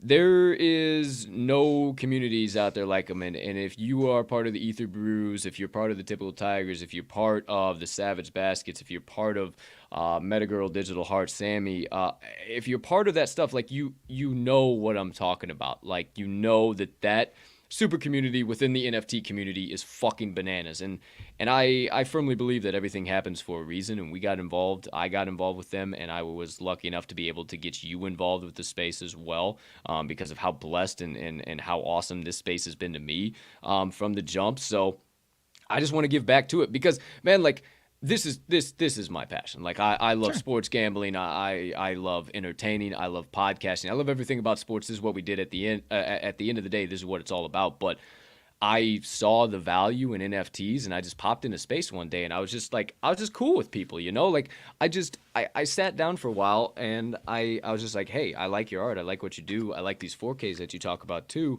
And, like, you think I could fucking get one? And, like, while Duncan was making me the 4K, we just sat there and shot the shit. And he was a cool ass dude. He realized I was a cool dude. There's a lot of other cool fucking people in there. And the rest is history. And I mean, it's a hobby, but it's also a kind of becoming a passion as well. Like, it's so much fucking fun, and there's just so much to it. But if you guys want to join an absolutely amazing community for ridiculously cheap right now, like, I can promise you, like, I don't want to make any promises. Obviously, I don't want to say promise, but this shit's going to the moon. Like, this shit is going to the moon. Like, the shit I know and the shit that I see on a day-to-day basis, do not sleep on the Ether Brews. There is a reason why I rep them super hard. There is a reason why I always have them set as my PFP. There is a reason that so many other communities fuck with them. And that is just because of how wholesome the community is in and of itself, and everybody that is a part of it. So if you want to get a part of it, you don't even know how to mint, reach out to me. I will help you. It is not that hard. And you will literally, Mags saw it. I hopped into Discord for 5 minutes when we touched back down, and I was instantly smiling. Like, I smiled right off the bat. Like it's such a fun, loving, positive community, and it's so damn dope. So if you don't know how to mint, you don't even have fucking MetaMask, you don't have Coinbase, you ain't even got any Ethereum to your name. I get it. I understand. We all got to start from somewhere. But I'm the guy that can help you. I'm the guy that can walk you step by step and has the patience to do so. So, you know, if you want that, let me know. DM me. Also, you want to mint your own Ether Brew, you know what the hell you're doing. Go to etherbrews.com, ETHRBREWS.com. You're going to see a big banner up at the top, Phase 2 Mint. Smash that son of a bitch. It's going to take you over to the other side of things. You're going to connect your wallet. You're going to go ahead and mint yourself a nice, beautiful brew. When it comes out, you do this whole, it's a bunch of confetti, a bunch of shit flying all over the place. It's honestly probably the best minting experience I've ever seen in my entire life. Yeah. It's all types of crazy shit going on. But then you're going to see your nice, beautiful, brand new brew. And mostly, you would just be able to look at a picture, right? Just a bullshit JPEG. Well, this is much more than a JPEG. It is the first interactive, fully generative 3D NFT collection. That means you can look at the top, the bottom, the sides, the back of it, spin it around as fast as you can, and that's what we recommend doing. Smashing down on your left arrow or your left button, putting the cursor over that brew, spinning it as fast as you can, and yelling, "Woo!" Look at him. See, he knows the drill at the top of his lungs, because you are officially a member of the brew crew, and it's not just about beer. It's not just about NFTs. It's about a lot more. With this community. And I'll be talking about it a lot tonight, especially with a lot of the members of the community, 7 p.m. Central. So look for it in your spaces, pop through. I'll be talking about it too. But Hey, like I said, it's a hobby, it's a passion of mine. It's just it's something that I see the value in, and obviously we work on Web 2, and I see a lot of correlation in sports gambling and what we do on a day-to-day basis with the NFT space. So, if I can do anything to bridge the gap between the two communities, hey, here I am. Hey, hi, how you doing? So, outside of that, it's kind of my crypto Love corner. it, dude. You guys got Love any it, dude. questions? And I mean, no, as far as on top of it, as far as if anyone's just trying to check it out, I mean, you guys host spaces all the fucking time, and it's you don't have to be a holder to pop into those spaces. That is free 99, my friend. So, and yeah, that's what I did. just might learn a not thing every or two. single time, every single night, but here and there, and yes. And you don't have to be. 2 days ago, sure. Right, you don't have to Right. be. Like, I just... Right. I'd be watching action. I'd just be sitting here watching action and Yeah. nothing else doing with my time. So I popped on a fucking space and here we are. Right. So, I Right. mean, you don't have to be. There's plenty of members in the communities too. Like, they'll just sit and listen to the space, or maybe they'll only come in for an hour and they got other stuff going on and they're not as committed to it. And that's okay. That's fine. But if you see the value and you want to support a project and you want to, like, hey, when this shit goes to the moon and it has all this additional value on top of the value that it has already, like, yo, let me get a part of that. This is the project for you. So, who knows? And then maybe you might find out about a couple more projects that are for you Sure. through that process. And then you become an NFT degen like all of us good folks in there and start spreading nothing but love and positivity and good alpha. I'll let you join a space to find out what the hell that is. Outside of that, dude, that's my crypto corner. I got nothing else. I'm just so passionate about the space and just Web3 in general, just because we just work on Web 2. I mean, everything we do is Web 2, and I see the future of Web 3 and what it can be. So, who the hell knows, kids? Maybe we have a fucking TTL NFT at some point in time. I have not a clue. Who's to say? Who's to know? Outside of that, though, dude, anything else you got? The world of sports gambling, anything in between we missed for dish out a little motivation minute here? Nothing crazy. Zach LaVine questionable because of his knee apparently tonight. I would say typically he'd either be out by this point. That might just be a little smoke and mirrors. Would probably help my under if he is out, but obviously for the sake of the Bulls, hope he is in there. But Jeff Passan just went on a little bit of a thread explaining that Matt Chapman deal that I mentioned. Arbitration deadline is today at noon our time, so actually about 25 minutes. So basically in a nutshell, he said if you see some deals that it looks like guys are being underpaid, that's just how this arbitration process works with 3 to 6 years of service. It's not until their final arbitration eligible season where they get close to the market value. So if you're wondering why these dudes are making lower amounts of money than you would expect, it is because of the early arbitration times here. So essentially just baseball nerd shit that that really sometimes understands people or- don't understand. So I'm glad that Jeff breaks that type of shit down. So big helps time. us So all. check out Jeff Passan for sure. Shout out the Jet. All right. Well, let's keep this show moving. Let's wrap it up. What else you got? Final thing. Did you see the Yusuf Nurkic tossing the fan's phone, like the little kid's Yeah, it was phone like a over? little fucking kid. Like, He got fined $40,000 for it by the NBA. oh, boo-hoo, $40,000. Yeah, I know. That's it's four just- I know, pennies. Like, nothing that's but- Bush League. That's Bush League, man. fucking I don't know what he was saying, but, bro, like, whatever that kid was saying definitely rubbed him the wrong way because, oh, boy. Seriously. I mean, he says Just throws a kid's phone 3 rows deep.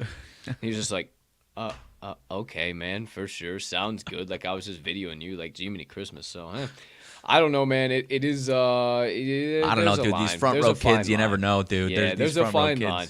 There really is a fine line, dude. And, like, at the end of the day, Nurkic is a human being, too. So he could have said something, rubbed him the wrong way, and you'd be a motherfucker, too. Like, stop fucking videoing me. Get the fuck out of here. Right. Not that inherently terrible, but still probably shouldn't be doing it. Probably not. Either way, there you go. Thanks a lot for the cherry on top of the proverbial nonsense Sunday. One final time, just so you guys know, be sure to stay tuned for updates, everything in between. No wise words this week. We're doing some updates, everything in between. You're going to see some updates to content, stuff like that. Just stay tuned to the Twitter. Stay locked into the website, talkingline.com. You'll see all that good stuff. So you'll have plenty of time to stay up to date for all of our new updates and everything coming in between. So stay locked in. The link tree in this episode's description, talkingline.com, or you see all the additional links right over there in the bottom right portion of your screen. if you're listening, you should come over to YouTube or your favorite social media platform, either Facebook, Talking the Line Sports Media, or at Talking the Line on Twitter, so that way you can see all that cool shit. But that all being said, you know where to find us. Let's wrap up today's show. Everybody needs a little positivity, a little extra inspiration in their life. So, how about it's time for my Motivation Minutes. All right, my friends, I've talked about this plenty of times before, and actually it's been a long time since I have, and we've had quite a few new followers since the last time I've had an opportunity to talk about this, and it's my 5 Ps, and Mags knows what that is at this point in time, but it's been a long time, right, since I've had some opportunity to give some fresh perspective on that, and where it kind of came from was in the Marines. They have their own 5 Ps, and it's perfect planning prevents piss poor performance, and it's actually 6 Ps either way. I made it into 5. So me being who I am, Colts Motivation Minutes, want to come up with my own shit. So I got 5 Ps that are things that I firmly believe that if you apply day to day, week to week, month to month, fuck that, moment to moment, that you'll have a lot easier time surviving this thing called life. And I'm not a genius. I'm not a shaman. I'm not a shwarmy. None of that at the end of the day. I'm not a guru. None of that. But what I do know is I've been able to apply these things in my life, and they've helped me survive it on a minute-to-minute, second-to-second, day-to-day basis. So let's kick things off. I'll give you a little perspective behind all of them. Maybe if you want to have a pencil pen out, write them down so you can stuff them in your pocket, have them as something to come back to. But without further ado, the first P, presence. Number 1 is presence. In this life, you got to be here. And if you ain't been listening to my Motivation Minutes, you don't know this, but I've been talking a lot about not worrying about those future gifts. All those things that you are promised, all those goals that you are chasing after, and I notice I didn't say dreams, those goals, those passions that you are chasing after, if you continue to chase after them, it's only inevitable that they come. So stop worrying about them. Forget that. Forget about all the past fuck-ups that you had. Don't worry about that. But don't forget about all the blessings that have come from your past and that have got you to where you are right now.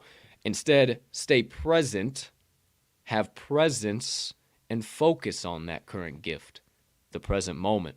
It is a gift. That's why it's called the present. I've said it time and time again.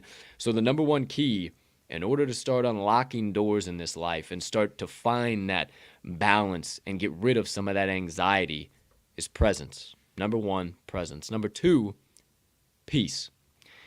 You should seek peace in every single thing that you do. And what do I mean by seeking peace? How do you seek peace in this life? And the easiest way I can tell you to seek peace is to watch yourself and to watch your brain. And what do I mean by that? I've said times before that your brain is simply but a muscle that you can utilize to your advantage, just like your bicep, just like your quads, just like your glutes, everything in between. It's but a muscle. But far too often, a lot of people get confused and they think that all these thoughts spinning around and the ticker going 100 miles a minute every single day is them, when it's really not. It's just their brain controlling them. See, you are everything inside of here. You are that human being, that flame that you feel burning, that anxiousness that you feel when your brain is controlling you. So take a minute to take stock of that and realize that you can stop that, cut it off, build a dam in front of those thoughts pouring through the river of your mind, and control them one at a time. Slow down, say, I will seek peace. I will take the time. And if you start to notice your brain, you start to say, oh shit, Colton's not as crazy, because I'm not. I promise you I'm not as crazy as he thought he was. Maybe once you do that, you don't have as good of a luck as achieving that peace. So maybe you need to utilize a mantra. And I've said this before, feel free to utilize mine, come up with your own, but say it 5 times, say it 10 times, say it 15 times, say it 20 times, until your brain stops, you find yourself in the present and at peace. Mine is, you are kind, you are smart, you are important. You are kind, you are smart, you are important. Shout out Mrs. Doan, my high school science teacher, biology teacher, wrote that in a card to me one time, and it became my life mantra. So feel free to use it, no patents on that, but a couple of ways you can find peace in your life. Presence, peace, patience. Young grasshopper is the 3rd P. Patience is something that we all need to find, and I am the most guilty of it. I want things done yesterday. I want things done last month. But in order to get anywhere in this life, you got to practice a little bit of patience. You got to slow down. You got to take the time to relax. You got to take the time to go down that path, because it is about the process over the product, and it's not always about what you have right here and right now. Instead, what you're going to gain from this whole thing. So just have some patience. And I guess that's a hell of a segue into number 4, which is perseverance. Perseverance. Number 4, perseverance. When you are going down that path, when you are focusing on the product or the process over the product, it's going to get hard. The obstacles, which really are opportunities, but the obstacles, the walls in the path are going to be there. But as long as you keep persevering, as long as you look at that wall instead of, oh, shit, there's the thing, I might as well go home. That's it, boys. Fuck that. I'm going to look at this wall. I'm going to say, okay, well, either I can smash through the son of a bitch, either I can figure out how to climb over it, or if I can't do it right now, I'm going to figure out how to do it later, because there ain't no other way I'm going to get around it. I'm going to have to figure it out.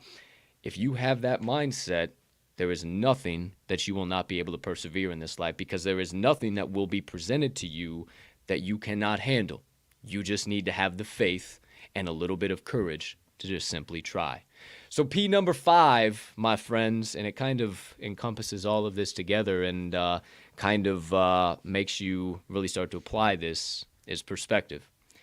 And it really takes some perspective to see all of this and to see that life isn't all about you. To see that life is about other people, to see that maybe in order to get further in your path, maybe you need to make a pit stop on somebody else's path. Maybe by practicing a little bit more perspective and seeing something from a different lens, maybe it'll open up that roadblock that was in your path for the longest time. You couldn't figure out how to smash through. You couldn't figure out how to climb over it. Maybe the way to climb over it was simply just to see it from a different perspective. Maybe it wasn't a wall at all. Maybe it was an obstacle. Maybe it was just an opportunity all along, and you just need to get the hell out of your own damn way.